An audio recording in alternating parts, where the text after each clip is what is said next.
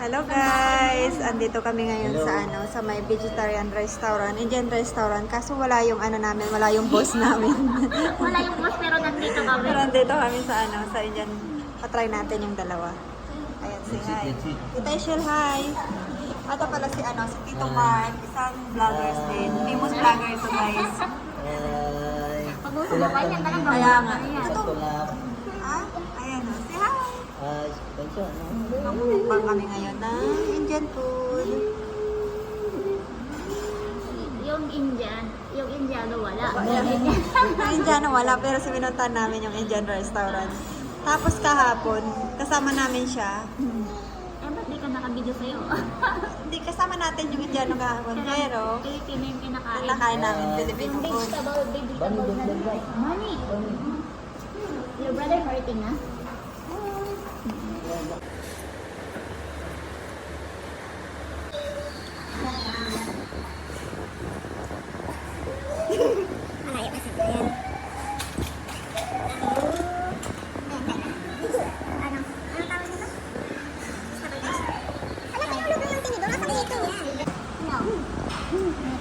Sabi ko, magtutunog na ako lahat sa meeting ko eh.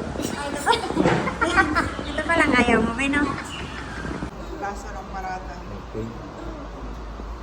Masarap. Ayan. Tinapay lang nila. Sarap? Oo. Sarap, no? This is Mainit pa, di ba? Taste is very good. Masyado. Masarap din. Sarap siya? Sarap. Siguro ang sarap yan sa kape. Isaw-saw pa dito sa coconut, masarap din. Sarap, sarap. Natingin nga. Tagalog mo na, masarap. Masarap ang partner? Ano masarap ang partner? Yung yogurt o yung... Diba ito yung piniprito mo, te? Bawas lang din. Parata yun eh. Yung ginagawa mo, diba? Ay, matigil-tikman din niya siya kung ano. Sarap yung ano. Mainit ako. Sarap din. Masarap lalo kasi mainit siya, no? Pero bakit maasim yung... Yogurt siya, syempre. Yogurt din. Ito pa rin. Hindi ano, Sa hindi ano. coconut. Sa coconut mo to. Ang galit ka na.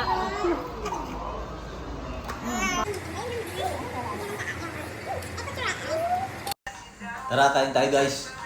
Tapos na sa'yo. Nag-order ako ng pancit, ano ba in-order natin, Be? Yung vegetable fried rice, tapos, yung vegetable noodles, then, Cauliflower. ano ba ang tawag? Cauliflower Manchurian, tapos yung para kay Chantal idli, tapos nag-order din ako ng parata, korma. Ayan, para matry namin. Ano, Be, kumusta yung anong tawag doon? Nagustuhan mo yung pagkain ng Indian? Oo, masarap. Pero nakakamiss si Kuya pag kumakain ka ng ganyan. Ayan, wala. Ayan, nang iniisip ni Ishel yung yung si kuya niya wala. Kasi yung Indiano namin, hindi namin kasama. Pero andito kami sa Indian restaurant. Tsaka dapat ikaw brats mo ko. Kumain ako sa stainless. Kaya nga. Alam niyo ba guys, ang pinakayaw talaga ni Ishel na kainan ay yung stainless. Tapos may yan eh, may istorya yan eh. Ba't ayaw mo kumain ng sa stainless na baso? Kasi yung mo nanginginaw, ganon. Kahit baso. Tapos nung nakaraan stainless. nung kumain kami sa ang tawag doon, sa isang Indian restaurant, lahat ng ng baso Gamit! Yung stainless. Ang nangyari, talagang hindi siya uminom kasi nga, sabi ko, kakasama namin si kuya niya noon, si Shinto na, sabi niya, bakit ayaw uminom ni Ishel ng tubig?